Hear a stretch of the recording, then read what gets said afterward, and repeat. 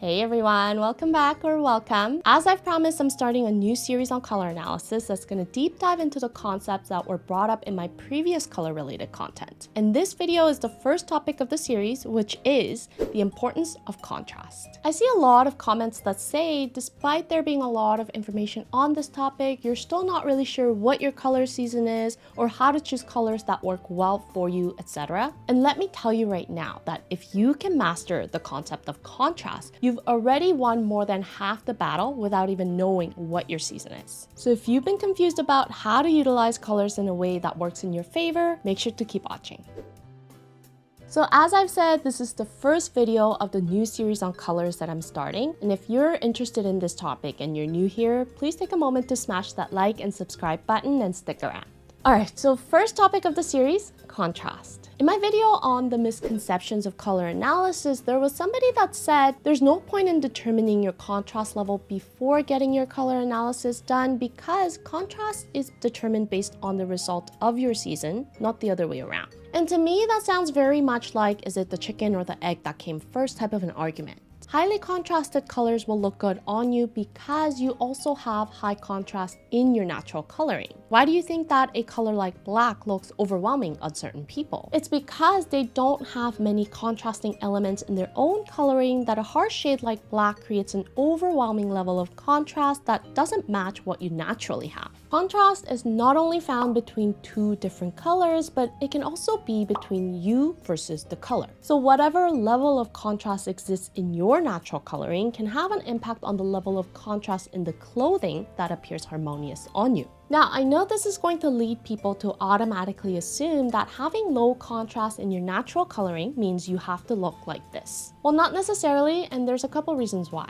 First of all, in my previous video, I talked about how if you're trying to understand your own contrast level, then you need to compare yourself in relation to someone who has a similar skin depth as you. For example, between these two ladies, Zoe Saldana obviously has a higher contrast than Margot Robbie, but if we compare Zoe to Angela Bassett, we can see how Zoe's contrast level is softer and lower than Angela's. And if we make the images black and white, the difference in contrast becomes a lot more obvious. You can see how in Zoe's hair color, her eye color, and the thickness and darkness of the eyebrows, they're not as dark or prominent and they don't create as stark of a contrast against the skin compared to Angela's hair, eyes, and eyebrows. Granted, in both images they are wearing makeup, so it could have an impact especially in the eyebrows area, but we can definitely see how having dark hair doesn't necessarily mean that you automatically have very high contrast. This is because there's different types of contrast. Usually the contrast that we normally refer to as is the contrast in value, so contrast created by various levels of lightness and darkness. Going back to the example comparing Margot Robbie to Zoe Saldana, Zoe obviously has a higher level of contrast than Margot because of the darkness in her hair. And we tend to think about contrast only in terms of value or lightness versus darkness, but contrast can also be created by clarity or saturation of colors. If we go back to comparing Zoe and Angela, Angela does have a bit of a darker skin tone than Zoe, but apart from darkness or lightness, when we look at the black and white versions of the images, can you see how Zoe's skin tone appears so much more muted compared to Angela's? There's a bit more clarity in Angela's skin that kind of gives her skin this luminosity, and it creates a higher level of contrast than in Zoe's skin. Here's one more example, this time comparing Gabrielle Union to Angela Bassett. And here we can definitely see that the depth of the skin tone between these two is quite similar, a lot more so than between Angela and Zoe. But again, if we change these images to black and white, you'll notice this time that Gabrielle's skin appears even clearer and more luminous than Angela's skin. So the contrast level in terms of clarity is higher for Gabrielle than it is for Angela. So when you're trying to determine your own contrast level, you can take a selfie with your phone and adjust the photo to black and white to see what your own contrast level looks like. And when you do that, pay attention not only to the contrast in value, so contrast created by light against dark, but also pay attention to the contrast created by clarity and see how that affects your overall contrast level as well. For some, if you have really fair and bright skin with very dark hair, very blue eyes, the contrast level can be quite obvious obvious, but for others, especially if you have dark hair and dark eyes and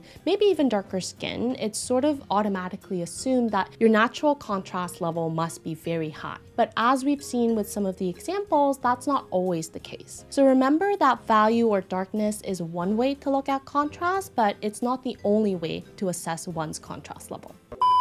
Okay, so now you're probably wondering, how is figuring out my contrast level helpful in finding my season? Well, we've just talked about how contrast can be created through value and also through clarity. Now, if we look at the seasonal colors chart, this is the 12 season system, which is the most popular. And here we can see that the horizontal axis represents value and the vertical axis represents clarity. Now, we know that the different seasons are placed on this chart based on the characteristics of the colors that belong to each season. For example, bright or clear winter is at the top, which means colors belonging to this season are very high in clarity. So from the perspective of contrast, we know that colors that are high in clarity create a high level of contrast, meaning bright or clear winter colors are high contrast colors. Same with deep winter colors using similar logic. Deep winter is not as high in clarity as bright winter, but in terms of value, deep winter colors will still create a very high level of contrast. So you've probably heard that winters have the highest contrast level, and this is exactly why. Either through clarity or depth,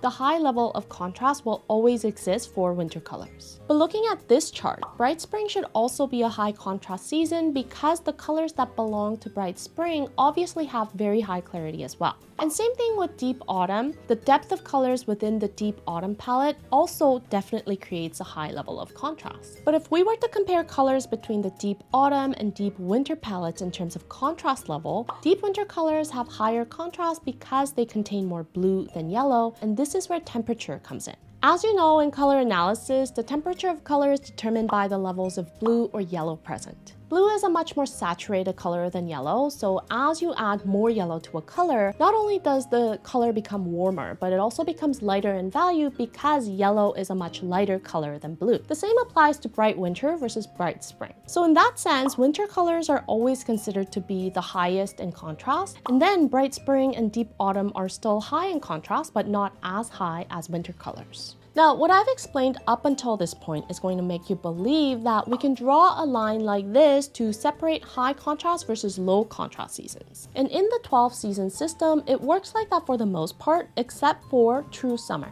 In my previous color content, I've always talked about the importance of understanding which characteristic of color between temperature, value, and clarity your skin tone is the most sensitive to. If you haven't watched those videos, I'll link the playlist up here as well as in the description. So for example, you could be the type that is affected the most by the depth of color, so even if you're typed as a deep winter, you might be able to borrow colors from deep autumn because temperature is not as important of a characteristic for you as the depth of color. Now, if you are the type where temperature is the most important, then you would fall closer to one of the true seasons. And for a true season, you also have the ability to borrow colors from another true season that sits on the same side of the temperature spectrum. So if you're a true summer that leans closer to true winter because temperature affects you the most, then you can borrow colors that belong in the true winter palette. And what that means in terms of contrast level is that true summers can generally wear higher contrast colors than the other two summer seasons.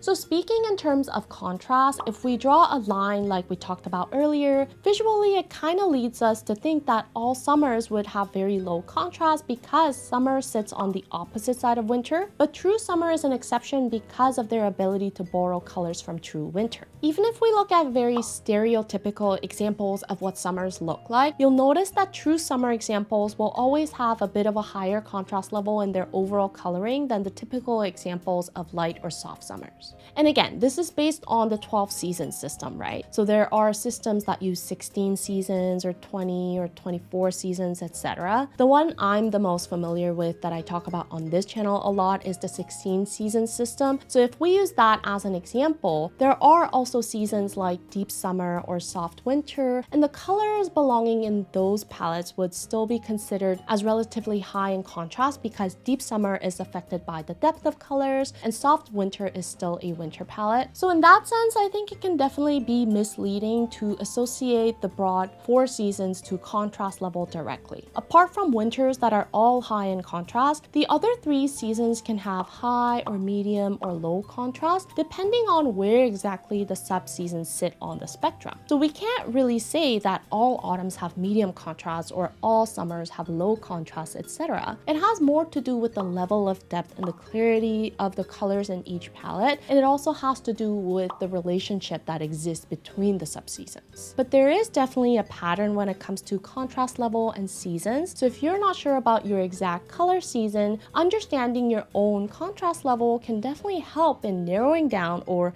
eliminating certain seasons.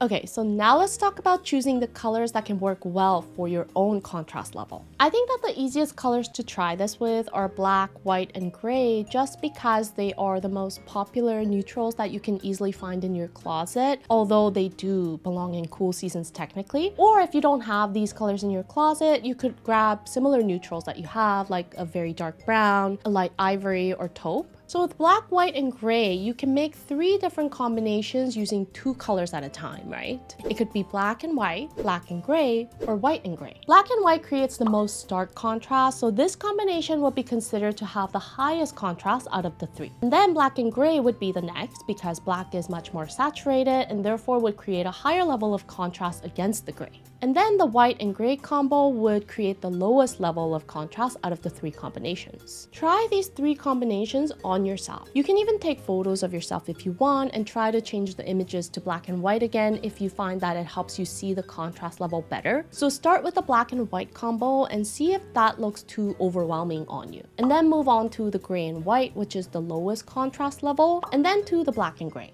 If you naturally have a very high level of contrast in your coloring, the black and white is not gonna look overwhelming or heavy on you. It's gonna make your features pop more, and it's gonna bring more presence to your look. On the other hand, the gray and white combo, if you have a very high contrast level in your coloring, is gonna make you feel like you're disappearing into the background, like you lack energy and you look tired. It kind of makes you look like you haven't put in any effort into your look.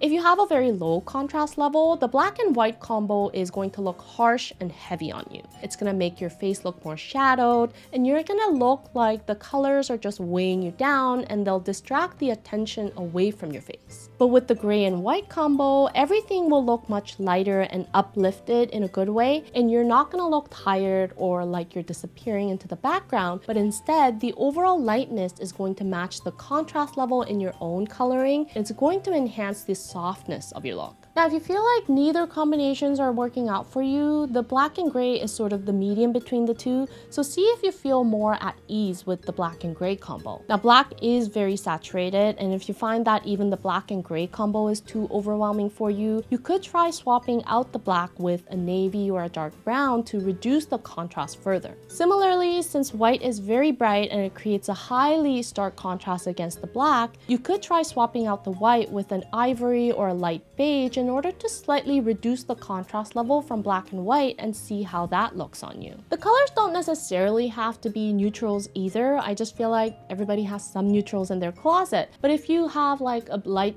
blue piece of clothing, you could use that against a black or a navy to alter the contrast, or you could use a pastel tone against a slightly darker color in a similar tone, and that would create a very low contrast combination. So there's so many different combinations of colors you could try for this exercise, and you could even use different jean colors to increase or reduce the overall contrast level of the outfit, or using different accessories is also a way to alter the overall contrast level. Another hint that you can use is seeing how comfortable you are with patterns. Because patterns create a visual break within the color, naturally, clothes with patterns have lower contrast level than solid colors. Especially small, dainty patterns like these are considered to have very low contrast as opposed to bolder and larger patterns. So if you've been naturally drawn to certain types of patterns in the past, or if you're the opposite like me, where you just stay away from patterns in general, I think I have like 5 pieces of clothing with patterns, 4 of which are black and white stripes, so they're still pretty high high in contrast compared to other patterns. So your shopping habits or what you currently own in your closet might also tell you a bit about your contrast level as well. So let's say the contrast level for all these different color combinations range from 10 to 100.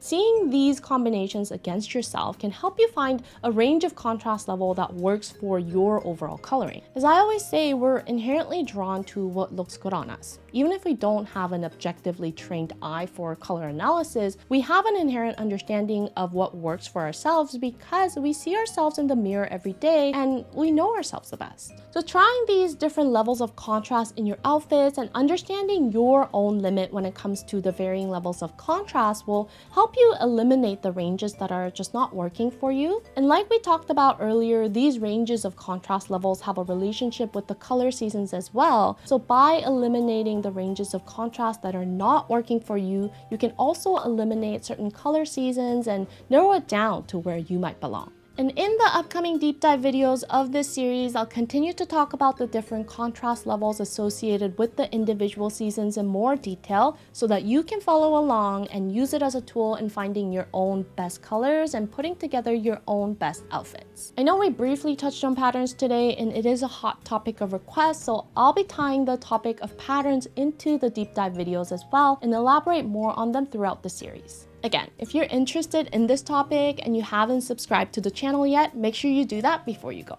I'll see you in my next video, and until then, stay unique and stay gorgeous.